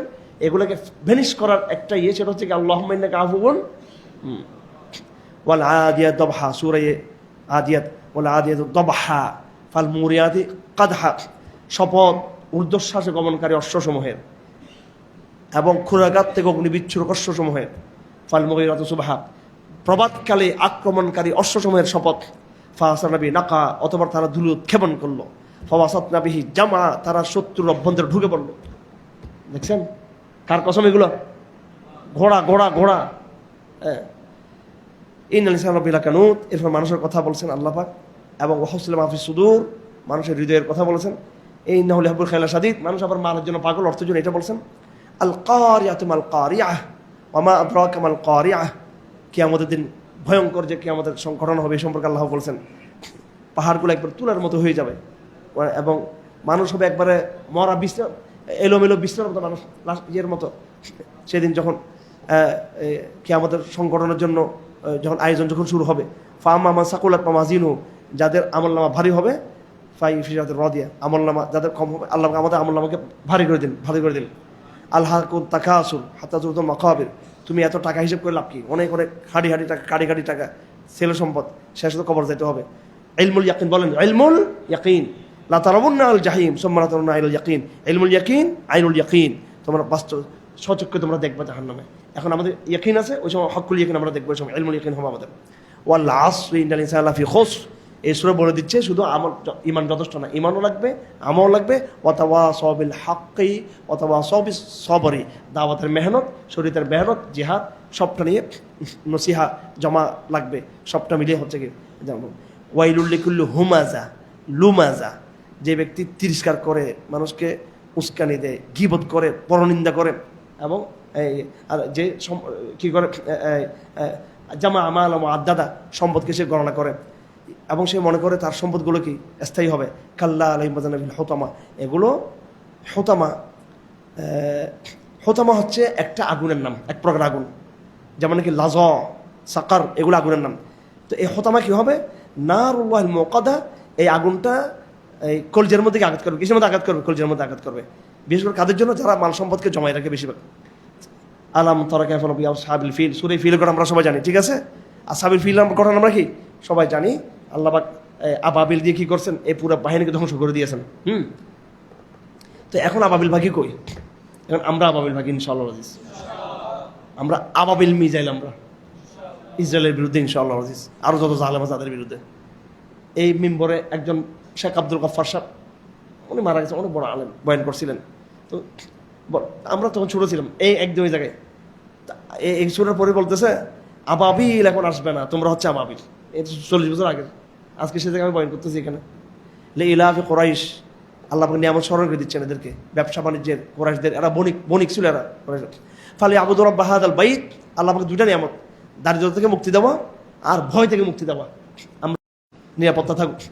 এরপরে আর তাহলে সূরা মাউন, ওয়ায়ামনাউন আল মাউন, ওই সময় তো মুসল্লিদের তিরস্কার, ধ্বংস, যারা মাউনকে বাধা দেয়। মাউন মানে হচ্ছে যাকাত অথবা সামান্যতম দান, যারা গরিবদেরকে দান করে না। আল্লাহ বলছেন ফাওয়াইলুল মুসাল্লিন, ওইরকম মুসল্লিরা ধ্বংস হোক। যেদিন রাসূলের সঙ্গে মেরাজে নামা হয়েছে, উনি দেখছেন একটা নাহার, এটা চতুর্দিকে ঘেরাও করা আছে এবং এটার ডোম অর্থাৎ যেটা গম্বুজ আছে, এটা মুক্তা দিয়ে গম্বুজটা তৈরি করা। হ্যাঁ, বিরাট এক নাহার, এটার মাঝখানে গম্বুজটা হচ্ছে মণিমুক্তা দিয়ে তৈরি করা। আর রাসূল বলছেন এটা কি? বলে এটা হচ্ছে কিয়ামতে তোমাকে কি দেওয়া হবে? কাউসার। এটা যে সেই কাউসার, সুবহানাল্লাহ। এটা অন্য কোনো নবীদের না, আমাদের নবীদের জন্য আলাদা। এটা অন্যদের আছে, কিন্তু আমাদের নবীদের হচ্ছে মেন, এটা একদম বুনিয়াদ, একটা কুল ইয়া আইয়ুহাল কাফিরুন লা আ'বুদু মা তা'বুদুন। এটা হচ্ছে কাফেরদের ব্যাপারে এটা একটা আপসহীনতার একটা পায়গাম। তোমরা আমাদেরটা ইবাদত করবে না, আমরা তোমাদেরটা ইবাদত করবো না। একেবারে গুরুত্বপূর্ণ সূরা একটা আসছে, ইযা জা নাসরুল্লাহি ওয়াল ফাতহ ওয়া রাআইতান নাস ইয়াদখুলুনা ফি দীনিল্লাহি আফওয়াজা ফাসাব্বিহ বিহামদি রাব্বিকা ওয়াস্তাগফির ইন্নাহু কানা তাওয়াবা। একদম শেষ সূরা। এটা কোন সময় কি সূরা? এটা নুজুলের দিকে, কিসের দিকে? ফতহ মক্কার পরে। কিসের পর নাযিল হয়েছে এটা? মক্কা বিজয়ের পরে। তার মানে বোঝা যাচ্ছে ইসলামের চূড়ান্ত, তার মানে এই সূরা সর্বশেষ নাযিল হওয়ার মধ্য দিয়ে বোঝা যাচ্ছে ইসলামের আলটিমেট মিশনটা হচ্ছে কি? রাজনৈতিক সামরিকভাবে বিজয় অর্জন করা। শুধু তারাবির নামাজ পড়া, জমাতে পড়া না, বরং রাষ্ট্রীয়, আন্তর্জাতিক, জিওপলিটিক্যাল, সামরিক চূড়ান্ত বিজয় অর্জন করা, খেলাফত প্রতিষ্ঠা করা। এটা কিন্তু কি? ইযা জা নাসরুল্লাহি ওয়াল ফাতহ ওয়া রাআইতান নাস ইয়াদখুলুনা ফি দীনিল্লাহি আফওয়াজা ফাসাব্বিহ বিহামদি রাব্বিকা ওয়াস্তাগফির ইন্নাহু কানা তাওয়াবা। তো এখানে কি বলতেছে? যে কথা শেষ হয় নাই। ও নবী মুহাম্মদ সাল্লাল্লাহু আলাইহি ওয়াসাল্লাম, তোমাকে তো বিজয় দিয়ে ফেলছি, এবার তোমার মিশন শেষ। ফাসাব্বিহ বিহামদি রাব্বিক, মৃত্যু সন্নিকট তোমার, এবার বেশি সুবহানাল্লাহ সুবহানাল্লাহ পড়ো, ইস্তিগফার পড়ো। ইন্নাহু কানা তাওয়াবা, তিনি তওবা কবুলকারী। হযরত আম্মা আয়েশা বলেন, এই সূরা নাযিল হওয়ার পরে আল্লাহর নবীজি কোনো নামাজ পড়তেন না, কোনো নামাজ এমন নাই যে নামাজের পরে এই দোয়াটা পড়তেন না, কি?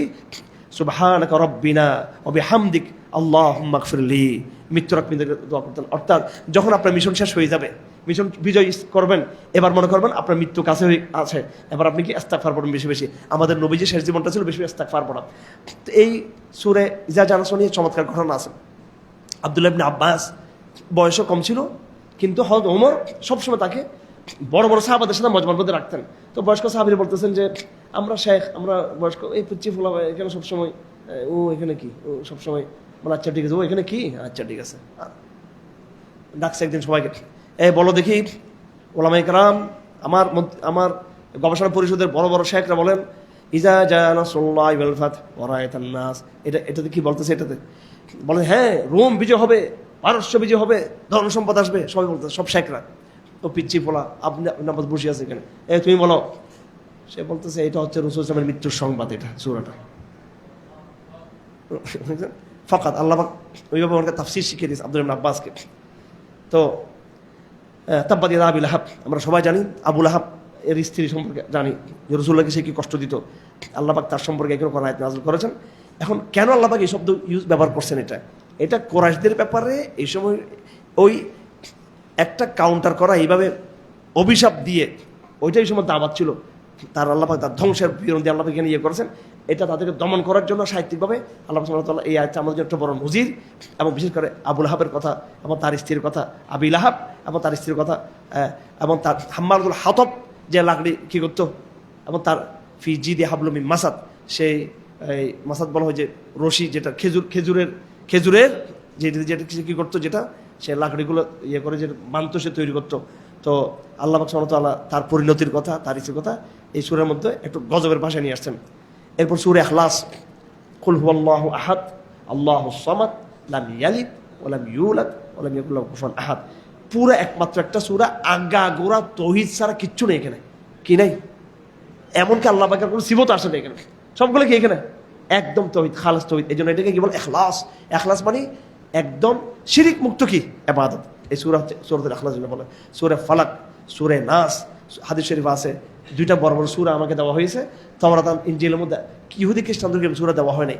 এই দুইটা সূরা যে পড়ে ফু দিবে, এই দুইটা যে আমল করবে, আল্লাহ সুবহানাহু তাকে সব রকমের আপদ থেকে, বিপদ থেকে, বলা মুসিবত থেকে দূর রাখবে। হযরত আব্দুল্লাহ ইবনে মাসউদ বলেছেন, এমনও বলেছেন এই দুইটা সূরা কোরআন নয়, বলে এগুলা আলাদা তাবিজ হিসেবে পাঠানো হয়েছে। এগুলো জমহুরের মত না, আমাদের মত হচ্ছে কোরআন পাঠ। কিন্তু এই দুইটা সূরার মধ্যে যে অ্যাকশন আছে, অ্যাকশন প্রতিরোধ ক্ষমতা আছে, এটার গুরুত্ব বুঝাতে কি আব্দুল্লাহ ইবনে মাসউদ বলেছেন এটা আলাদা। এটা কোরআন যেমন আলাদা নাযিল হয়েছে পাঠিয়েছেন। ভাই তাবিজ কি লাগানোর জিনিস নাকি পড়ার জিনিস? লাগানোর জিনিস নাকি? এখানে আল্লাহ বলতেছে কুল, বলো। বললে কি হবে? লাগা রাখলে এটা জিনের সূরা ফালাক নাস আমি লাগা রাখলে এটা যারা বৌদ্ধগিরি করে, যারা হিংসুক এবং যারা কি জাদু করে, এদের কোনো ক্ষতি আছে? যখন আপনি পড়বেন এটা বাতাসের ইথার, এটা কি হবে? এটা হ্যাঁ ইসরায়েলি মিসাইলকে যেমন ইরানিয়ারা ধরে ফেলে বা ইরানিয়াটাকে ধরে ফেলে, ঠিক আমাদের এটা হচ্ছে কাউন্টার মিসাইল। এটা গিয়ে কোথায় কোথায় ভাইরাসের মতো, এটা হচ্ছে অ্যান্টিভাইরাস। একজন তোমাকে হিংসা করছে, একজন তোমাকে জাদু মারছে, টোনা দিছে, সূরা ফালাক নাস এগুলো খেয়ে ফেলবে। কি করবে? খেয়ে ফেলবে। প্রত্যেক সলাতের পরে এটা পড়া জরুরি। তারপরে ফজর তিনবার রাসূলুল্লাহ সাল্লাল্লাহু আলাইহি ওয়াসাল্লাম বলেছেন, হাদিসের মধ্যে আছে, নবী সাল্লাল্লাহু আলাইহি ওয়াসাল্লাম যখন বিছানায় শুতে যেতেন তখন তিনবার কি করতেন? এটা পড়ে মাথা থেকে পা পর্যন্ত কি করতেন? মসাই করতেন। এই আমলগুলো করলে আপনাকে কেউ কোনো জাদু টোনা বৌদ্ধ চক্রান্ত করে আপনাকে ক্ষতি করতে পারবে না। সুবহানাল্লাহি ওয়া বিহামদিহি আশহাদু আল্লা ইলাহা ইল্লা আনতা আস্তাগফিরুকা ওয়া আতুবু ইলাইক। আমার শেষ কথা হলো, এইভাবে অল্প সময়ে কোরআনকে আমাদের কাছে বুঝিয়ে দেওয়া সম্ভব না। বরকতের জন্য আমরা এখানে বসেছি, আমরা তেলাওয়াত করেছি অনেক সময়, প্রায় 1.5 ঘন্টার মতো, আমরা 1.5 ঘন্টার কাছাকাছি আমরা এখানে তাফসীর এখানে পেশ করেছি। আপনারা প্রত্যেকে বাসায় গিয়ে এটার বঙ্গানুবাদ, সংক্ষিপ্ত তাফসীর, সিরাত দেখে দেখে আপনারা নিজেরাই কোরআনটাকে তাদাব্বুর করবেন ইনশাআল্লাহ। এটার দায়িত্ব আপনাদের। আমা আলাইনা ইল্লাল বালাগ। সুবহানাল্লাহি ওয়া বিহামদিহি আশহাদু আল্লা ইলাহা ইল্লা আনতা আস্তাগফিরুকা ওয়া আতুবু ইলাইক। একটা দোয়া আমরা শিখে নিই, কোরআনের দোয়া। যে দোয়াটা বললে সব টেনশন দূর হয়ে যাবে। কি দূর হয়ে যাবে? টেনশন। এই দোয়াটা শেষ করি, তারপর করি দোয়াটা পড়ি। আল্লাহুম্মা ইন্নী আবুদুক ইবনু আবদিক ইবনু আমাতিক নাসিয়াতি বিয়াদিক মাদিন ফিয়া হুকমুক আদলুন ফিয়া قضاؤك أسألك بكل اسم هو سميت به نفسك أو أنزلته على أحد من خلقك أو استأثرت به في علم الغيب عندك أن تجعل القرآن ربيع قلوبي ربيع قلبي ونور صدري ওয়াজালা আহাম্মি ওয়া হুজনি। এটা কোরআন পড়ার পর এই দোয়াটা যে পড়বেন তার কোনো কি থাকবে না, মুসিবত টেনশন দূর হয়ে যাবে।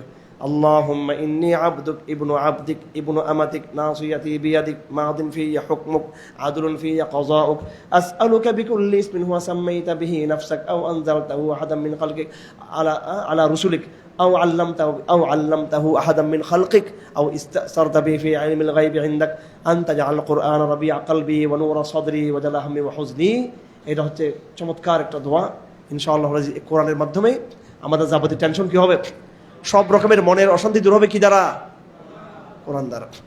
আপনার ঘরে অশান্তি, পরিবারে অশান্তি, নিজের যে অশান্তি, ইমানদারের জীবনে বিভিন্ন সংকট থাকে, ব্যক্তিগত, পারিবারিক, সামাজিক, রাজনৈতিক, আন্তর্জাতিক, কিন্তু সংকট থাকে কিন্তু অশান্তি থাকে না। মনে কি থাকে না? ঠিক আছে। জাযাকুমুল্লাহু খাইরান। আসসালামু আলাইকুম ওয়া রাহমাতুল্লাহি ওয়া বারাকাতুহু।